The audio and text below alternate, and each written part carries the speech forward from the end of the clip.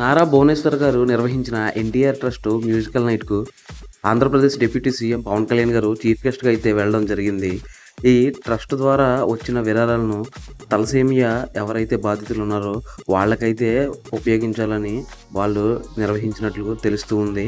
దీనికోసం ఆ ఈవెంట్‌కి అటెండ్ అయిన పవన్ కళ్యాణ్ గారు అయితే స్టేజ్ పైన మాట్లాడుతూ నేను అందరిలానే ఇక్కడికి 1500 పెట్టి టికెట్ కొనుక్కొస్తే బాగుండేదేమో.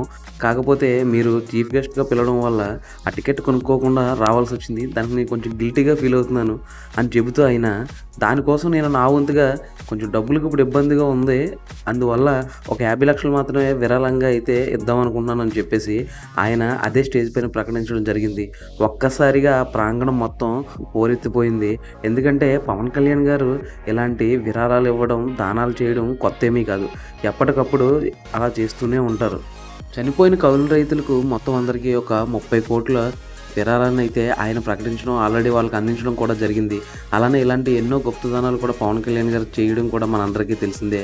ఇప్పుడు తలసేమియాతో బాధపడుతున్న ఎవరైతే ఆ వ్యక్తులు ఉన్నారో వారి కోసం విరాళం అందిస్తానని ముందుకు రావడం ఇక్కడ ఆనందదీపం అని చెప్పుకోవచ్చు. అలాగే చంద్రబాబు నాయుడు గారు కూడా మాట్లాడుతూ పవన్ కళ్యాణ్ గారి మనసు చాలా గొప్పదని, ఆయన ఎప్పటికప్పుడు దానాలు చేస్తూ ఉంటారని, ఇటువంటి చిన్నపిల్లలు ఎవరైతే ఉన్నారో తలసేమియాతో బాధపడుతూ ఉన్నారో వారి కోసం 50,00,000 విరాళాన్ని ప్రకటించడం చాలా ఆనందంగా ఉందని చెప్పేసి, అలాగే పవన్ కళ్యాణ్ గారి పనితీరు పైన కూడా ఎప్పుడు ప్రజలకు ఏదో ఒకటి చేయాలనే తపనున్న వ్యక్తి ఆయన అని చెప్పేసి చంద్రబాబు నాయుడు గారు అయితే పవన్ కళ్యాణ్ గారిని కొనియాడడం జరిగింది. ఇదంతా చూస్తున్న సభ ప్రాంగణం ఒక్కసారిగా హోరెత్తిపోయింది. బాలకృష్ణ గారు, భువనేశ్వర్ గారు కూడా మాట్లాడుతూ ఆ విధంగానే పవన్ కళ్యాణ్ గారిని అయితే మెచ్చుకోవడం జరిగింది. ఎన్ని చెప్పినా సరే అవసరమైతే పక్కవారికి సాయం చేయడంలో పవన్ కళ్యాణ్ గారు ఎప్పటికప్పుడు ముందుంటారనడంలో తప్పైతే లేదు.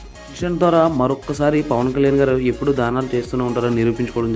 ఇలాంటి ఇంట్రెస్టింగ్ అప్డేట్స్ కోసం, అలాగే మూవీ న్యూస్ కోసం, పబ్లిక్ రివ్యూస్ కోసం సబ్స్క్రైబ్. Thank you.